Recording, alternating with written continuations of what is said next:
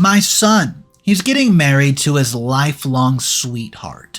I mean, they've known each other since they were little. I'm talking 9 years old, and they have been inseparable since. However, there's a part I should add. She's absolutely psychotic, and she does something in this story that'll have you twisting and turning, maybe even in your nightmares. Let me share with you exactly what she did to my son. I had to throw out my psychotic daughter-in-law who had mentally tortured my son.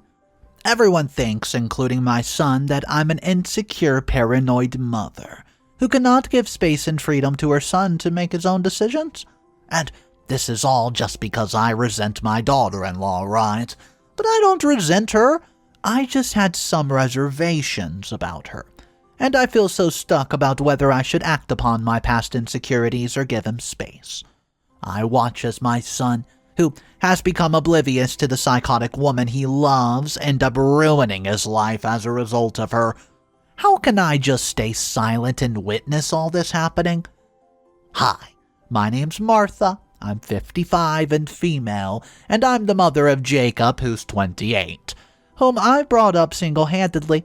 Though the life of a single parent is not easy, I love it. And the girl who entered Jacob's and my life is Jessica, his wife, his childhood friend, or to be precise, his childhood love. All this drama began with a doorbell ring. As I expected Jacob to be home, hurriedly I went to fetch the door. My heartbeat stopped when I saw those pair of eyes, violet doe eyes, staring back at me. Jacob introduced her to me, and I did not need an introduction. I remember her perfectly as if she had met me yesterday. Shaken back to the present, today that same Jessica, now 27 years of age, standing around 5'4", returned my smiles as she entered shyly. Jacob freshens up and helps me set the table. I tried to keep myself busy to avoid further interaction with her. Jessica was warm and friendly with me, and I wondered if she had changed in all those years. As soon as she entered, she looked around and complimented the place, but I sensed the sarcasm dripping from her voice. She commented on my food being too oily, described what kind of taste she prefers, and suggested we try that out. And I noted one more reason not to like her. Jacob tries to tell her about his favorite childhood comfort food, but she interrupts him, saying it's really unhealthy and he should instead try her favorite comfort meal. Jacob was a bit taken aback, but just agreed and nodded. She swooned over Jacob after we finished our dinner. We finished our dinner and she asked Jacob to drop her home, but I said it was not too late. Jacob would call her a taxi. She grimaced but nodded. Jacob walks her out and catches a cab for her. He lifts his arm to give her a goodbye hug, but she stepped back and just sat down in the car. But he didn't let her close the gate. They were talking about something later when she went to the door and shut, and Jacob turned around smiling. I asked why did she get upset. He laughed and said she was just teasing, nothing serious, and I was remembering everything that happened 20 years ago. Sitting on my bed, I thought of each memory of that moment that I always missed but kept avoiding, because Jessica's mom was the only friend for whom I still grieved at her loss. So let me tell you about 20 years ago and what happened. It was a summer afternoon when I saw a truck unloading luggage. I concluded that somebody was moving into our neighborhood. Then a car stopped beside the truck and a little girl, barely 9 years of age, with blonde curls and violet doe eyes, jumped out of the vehicle with a cotton doll in her hand. That's when I met Jessica. She saw me, I smiled, but she didn't return it and went inside the house. After that, a lady stomped her foot out of the car and rushed inside by slamming the door behind her. There was also a guy who was driving but could not look at his face. It seemed like a couple picked a fight moments ago. I miss Thomas, my late husband, who passed away 3 years ago when Jacob was 11. I wished luck to the couple because these moments are precious and one never knows when they will last. Later in the evening, I heard my doorbell ring. and I found Jessica's mother standing with a casserole in her hand. She said that she had just moved in there and had a bit of pudding that she wanted to share with us. I welcomed her inside for a cup of tea, and she told me about herself. She moved in from Seattle, and her husband has been transferred. He was a banker, and they have a daughter, Jessica. She is 10 years of age, and they will get her admitted to school within a few days. I also told her about myself, and she sympathized for my husband's death. She was so warm and polite that no one could imagine that a few moments ago she was the same person who banged on the car doors so aggressively. I mean, it's pretty hard to judge people for who you really are and what they're going through, and she got up, offered to come over to catch up, and asked to bring Jacob along with me. My casual interactions with her became so frequent that we did not realize we had become friends. We started going to kiddie parties together, shopping for groceries, etc. Then, after a few days, I was busy at the garage while Jacob was playing along with the other boys in the street, and the ball fell at Jessica's house. Well, all the guys pushed Jacob to get to it, and reluctantly he went inside and found Jessica. He asked her for the ball, and shyly and nervously she returned it. He smiled and thanked her. That was the first interaction they had with each other, and Jessica looked a little surprised after talking to him. The next afternoon, when I picked up Jacob from his school bus, I saw Jessica also getting down. I greeted her, and she just looked at me. "Bad manners, Jessica," I heard from her mother standing behind me. She instructed her to return the greetings because it's impolite to not respond. And we walked down the streets, and Jacob accompanied her all the way home and waved to her goodbye. To my surprise, she turned and waved back, smiling. Later that afternoon, I found Jacob holding Jessica's hands and standing at the door. I invited them both and offered them a couple muffins and lemonade. Due to her friendship with Jacob, she also started opening up to me. But things did not remain good for very long. Some disturbing noises became more frequent than I used to hear from her house, like random voices of things breaking, or heavy objects hitting the floor, and voices of someone yelling were also to be heard. Jessica's mom started turning silent and distracted, and my interaction with her started to reduce. She looked more anxious and reserved, and along with that, some things began to change about her during the shirt's duration. Like her always leaving before sunset and always wearing a full-sleeved dress and the scorching summer heat. She started wearing more makeup, even though some of the marks of fingerprints were visible on her wrist. I tried to ask her, but she laughed it off with some excuse, and yes, I was worried about her, so I tried harder to ask her, and she confessed that her husband had some anger issues and had started drinking again. I volunteered to help and also suggested filing a complaint, but then she was hopeful, as he used to be so loving in the past, and maybe he would just change this time, maybe. Well, she asked for some time, and I gave it to her, thinking she would come to me on her own. After all, I always reminded her of my support, kept all my communications open to her, and never made her feel alone. But waiting for her to come to me for help might be the biggest mistake ever, because one night I woke up because of the loud sound of an ambulance. A chill ran down my spine. I saw a corpse being carried in the ambulance, and my feet froze ice cold. I still could not shake off that dreadful view of Jessica's mother's lifeless body being carried away. The guilt ate me inside out, and later it was proven that she committed, harm to herself because she found her husband cheating on her, which led her to give up on all things and ties, including her marriage, family, and her own life. I felt sorry for Jessica's loss. She was really close to her mom, since she always felt loved by her. It was evident through her reactions, as she always chose to listen to her and did everything only when she nodded at her. I hardly saw her dad around or home because, his presence was pretty evident through the noise of things being thrown and hit, and that's the only way I knew he was there. Update. After a year. Guys, I can safely conclude that the impact of her parents' constant aggression has been on Jessica's mind at such a tender age. She actually turned out to be more reserved than the kids her age. She hardly speaks, responds or reacts to anything, and I never saw her smile.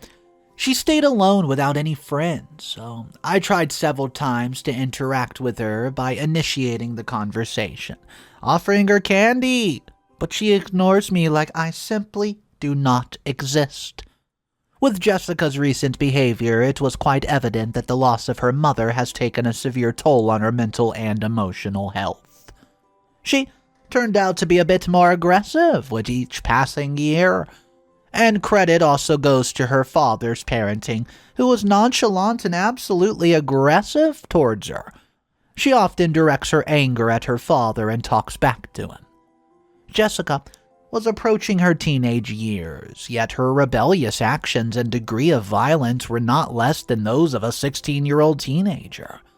Whenever her father becomes aggressive in his parenting, she snaps back by saying she's not a mom and never wants to be like her. When everything was failing and falling apart in Jessica's life, only one thing bloomed, and it was her friendship with Jacob. On one usual day, the doorbell rang, and I found Jacob, who was 11 years old at the time, standing right there alone with Jessica. Holding her hand? I was surprised to see Jessica smile because this was the first time I'd seen her smile in a long time. She was smiling, not by looking at me, but only at Jacob. He brought her inside and jumped on his toes, telling me that he was going to show her his new car that I gifted him yesterday, and he pulled her into his room. Jacob and Jessica became friends, or rather, should I say best friends. Almost in an instant, Jacob had other guy friends around, but since he met her, he has only been found talking to her, showing her things, and even sharing ice cream at school lunch with her. They have almost been always inseparable ever since. But Jacob's interaction with his other friends was reduced. The school's principal called me one day concerned about Jacobs because, well, he frequently hangs out with Jessica a lot, which is a total troublemaker and a walking disaster. Last week she fought with a group of boys, and now she's talked back to her teacher and humiliated him. They're looking forward to rusticating her because she's not responding to their counseling sessions. They warned me to not let Jacob spoil being in her company. I thought of talking to her father once to inform him about the issues with Jessica and convince him to be sensitive while dealing with her. When I visited Jessica's house, Jessica turned gloomier and thinner. Her father yelled at her to serve the guests, example me, but mistakenly she dropped something on the floor, then shattered it into pieces. Her dad raised his hand to hit her. Angry, Jessica started throwing things around to defend herself, and the glass object she threw was close enough to hit my head. But I was lucky she missed. Well, she ran to her room, banging the door shut behind her, and her father yelled at her for her disobedience and reckless behavior. He swore to send her to her hostel for the misbehavior and craziness he's been dealing with, and he apologized to me on her behalf. Witnessing her actions was nothing as compared to the look in his eyes. Reflecting her madness, her rage in her eyes was so intense that it gave me absolute goosebumps. Before leaving, I turned around and something just came to my mind that I could not resist. So, I finally asked him about what exactly happened with her mother. He was not prepared for this sudden question, so he looked quite uncomfortable with it, and he said he was too drunk to think straight. He didn't realize that she thought that gave her such a terrible idea of taking her own life, and let me deal with her reckless daughter. I got angry at those words, so I asked about rumors that they were cheating on her. Annoyed, he said that it was just a one-time fling, and I should stay out of his business, while saying that he shut the door on my face. Single-handedly parenting kids is very tough.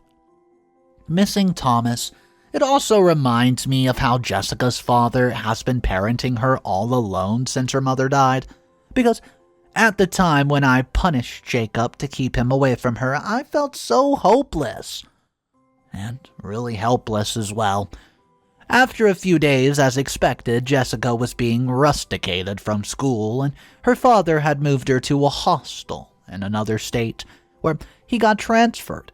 Though I was relieved that she left, I felt horrible for both Jacob and Jessica. What's up, everybody? Mr. Reddito here. So that was somewhat of a backstory.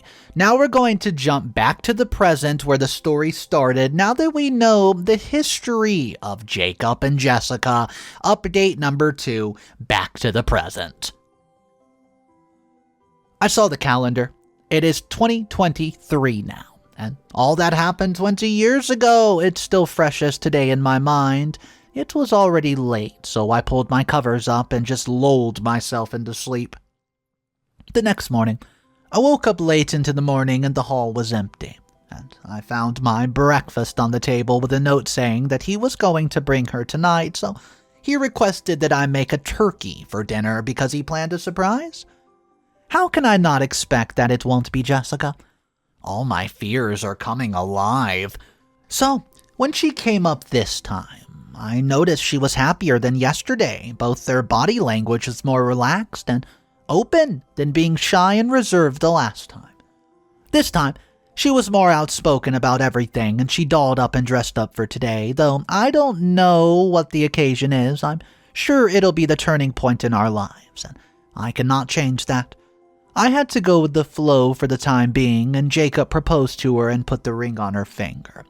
She could not control her tears, and seeing them overwhelmed me, and I hoped that at least their love for each other would be enough to deal with all the obstacles in life. Excitedly, they both started discussing their marriage and whatever upcoming arrangements needed to be finalized. Jacob expressed his wish to have a small budget wedding, but Jessica interrupted by saying that she wants a luxurious wedding with limited people. Example, a wedding only with the close ones. Jacob's bride face shrunk, and in her justification, she said that it is one thing, and marrying Jacob and making him a part of her life was the most special thing ever to happen to her, so she wants the moment to be absolutely perfect. To her point of view, intimate and small weddings are better, as they do have a bit more privacy, right? Jacob and I did seem to agree with her on that one. After she left, Jacob helped me do the dishes, and I tried my best to just, get my luck by conveying to him that it's been so long since he met her after so many years, and it'll be better for both of them to get to know each other first before just jumping into a lifelong commitment after marrying. I tried to hint that there have been so many things that turned out to be problematic last time. He refused, saying that he knew her already and that things had changed a lot since then. Well, people do change with time, so at least she should be given a chance. He told me that he's happy and is ready to take a risk by choosing to spend the rest of his life with her.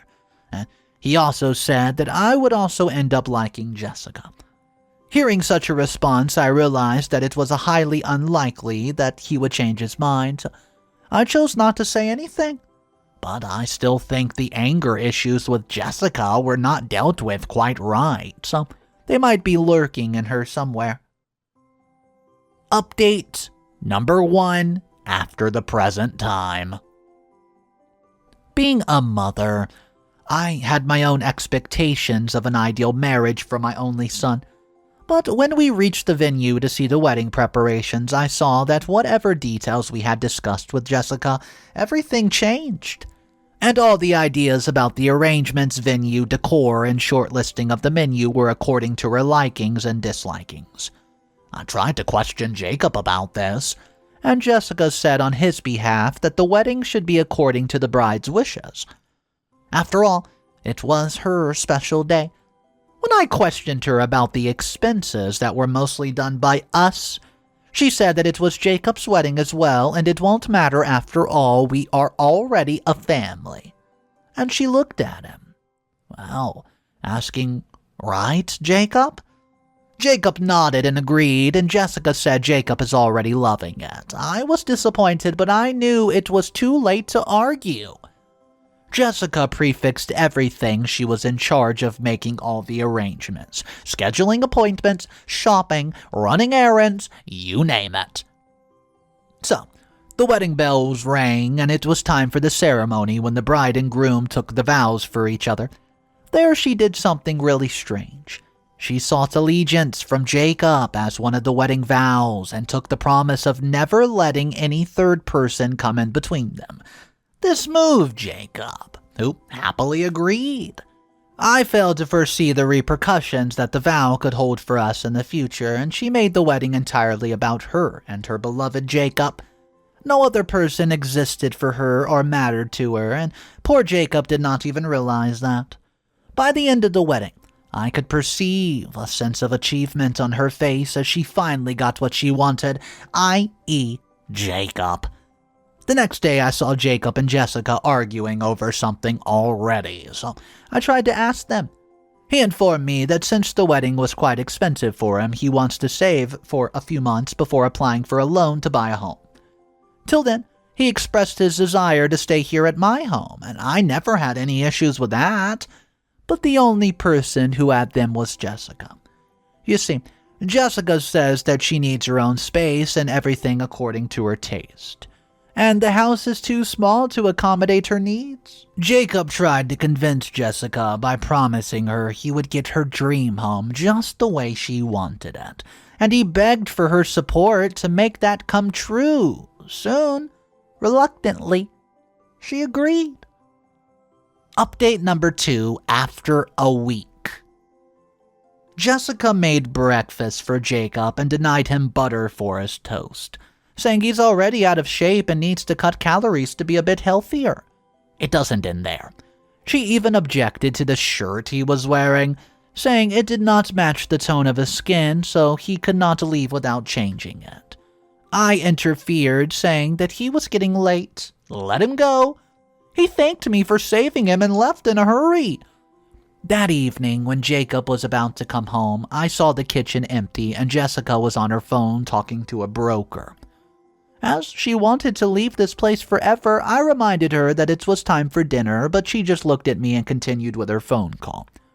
I always hated her reactions, but I did not want to create drama since she would move to her place, hopefully soon.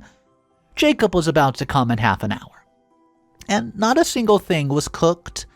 Then I saw his text, saying he would be late due to a meeting, and I felt relieved, thinking I finally had enough time to cook a meal since I could not rely on Jessica any longer.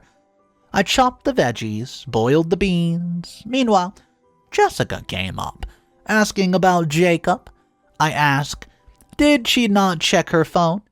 Meanwhile, I doubted if she expected him sooner or why she didn't cook anything, and I told her to help me out, and she reluctantly agreed and took forever to peel the potatoes.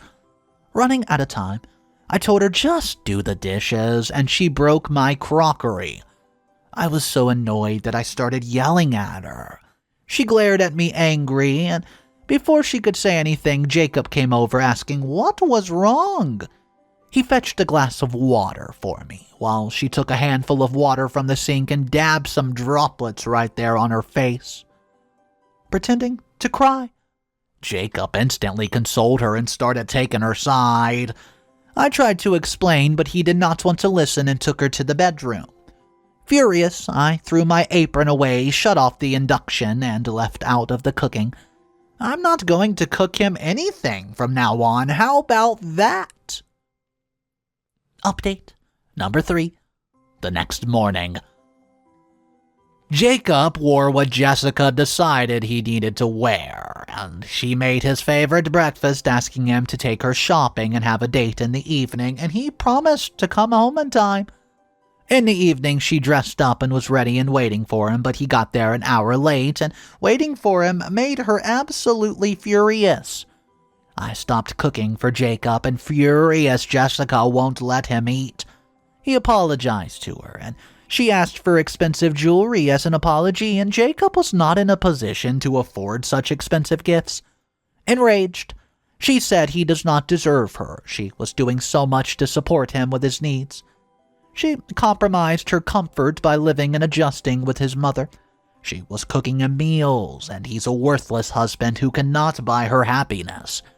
Sticking my ears to the door, I was actually listening to their entire drama while munching on my favorite caramel popcorn. Jessica was almost supervising everything about Jacob. Being a mother, I never did that. What to wear for what occasion, keeping track of his calorie intake, and things escalated so much that she did not even leave his personal life. One day at the breakfast table, Jacob told Jessica that he was going to be late since he was going to dinner with his clients. Jessica bombarded him with a million questions like, why could he not bring them to his place? What kind of people are they, and he cannot bring them home? Jacob gets nervous, and to convince her, well, he gave her his entire contact list and informed her about all his friends that he had. I could predict she would not like the mention of his own life, where he has friends apart from her, as she considered herself his best friend and his only friend, and she's now his wife, and now that makes her absolutely jealous. That day, Jessica shows up at his workplace without informing him and introduces herself as Jacob's wife. Jacob, shocked and confused by seeing her, asked the reason for her visit. She didn't answer, but made an announcement about inviting everyone, including his clients, to our place for dinner. Everyone thought how lucky Jacob was to have such a supportive wife, and she said hi to each of his friends. I was the last person to hear about all this. At the office, she clung to Jacob the entire time and got to know each and every one of his friends. His colleagues he worked under, his juniors, peers, bosses, manager, clients, you name it. Jacob was furious. Well, with Jessica, for taking such decisions and initiating them without consulting him, but because everyone admired and respected her so much, his anger did start to subside. Jacob thanked her at last, but she was confused and started asking about a new employee who is his junior. You see, Jacob was confused and denied. Jessica said if he's not lying, then he is always having to tell her everything. Jacob, in a good mood, traded his command and with a smile. She also asked Jacob to share his mobile and bank account passwords, and he did that as well. Update number 3. Well, guys, things have been going downhill and getting worse ever since. Jacob spends almost half of his time trying to justify his actions, over-explaining everything about why he did whatever he did for the day. Constant begging for apologies by Jacob, and these continuously last warnings by Jessica, because if he fails to do so, she starts counting the favors she did him and plays out the victim card. Blaming him for being an incapable husband, and, if needed, compare him to her dad. Bringing out her past insecurities and rubbing them on Jacob's face led to Jacob always trying to compensate for his mistakes by trying to meet her unrealistic expectations and pampering her. She turned out to be an absolute priority in his life, and even after that, things got worse. From informing Jessica about his whereabouts to seeking permission from her through birthdays and anniversaries to buying anything for himself or for me. As she keeps track of everything that he's spending in the name of saving money for a said dream house. Jessica showers her love to him only because he agrees to something she wishes. At that moment, she agrees to compromise with her dream of owning her own house. How hypocritical of her. After 6 months, Jacob turned out to be frustrated that he kept lashing out at his coworkers and any phone calls that he had. He always looked irritated and absolutely tense, and he hardly hung out with anybody. Totally cut off from his social life due to his exhaustion from explaining, arguing, and convincing Jessica about every person he comes in contact with. He was afraid that if Jessica lost her temper, she would end up hurting then, and he doesn't wish the same harm upon anyone else, not even me. I try to keep my communications open with him, sometimes reaching out to him so that he can seek more consolation after sharing, but he refuses to take any chances. All he says is that Jessica was hurt by her dad's behavior, and his aggressive parenting which caused her anger issues. She was such a loving and caring person. She'll soon be the same innocent Jessica she was before her mother's death. He also reasoned that because her mother was submissive, she's kind of insecure and does not want to end up like her. Otherwise, history would go ahead and repeat itself.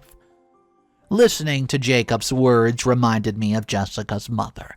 Or to be precise, she became like Verdad and Jacob, who turned into Jessica's mother, who was abused the same way in false hopes that her husband would change. But it turned out that he never had even an ounce of regret that she left this world because of him. In fact, she was blamed for leaving Jessica with him to tolerate. My old fears started looming, because the last time I tried giving her space and time, she ended her life.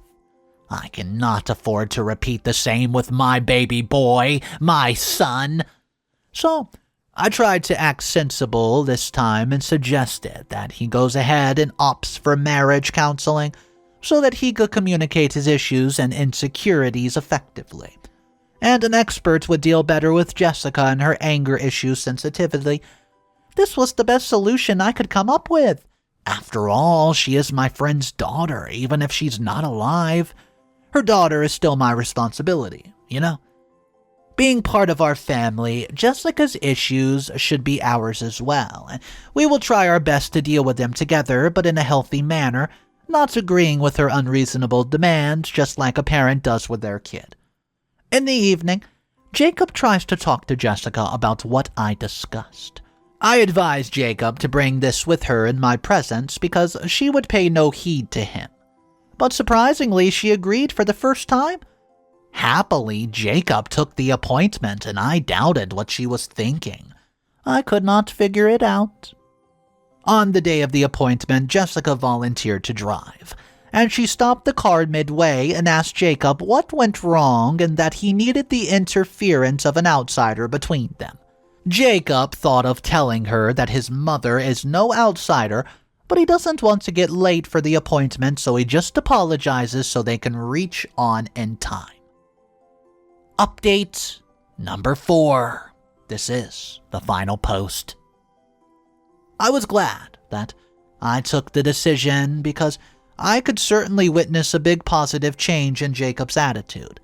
He got more confident, due to which he learned to speak for himself and refused to make unreasonable demands. He finally learned to say no. Redrawing his boundaries, he stopped getting affected by her tantrums and could recognize her acts.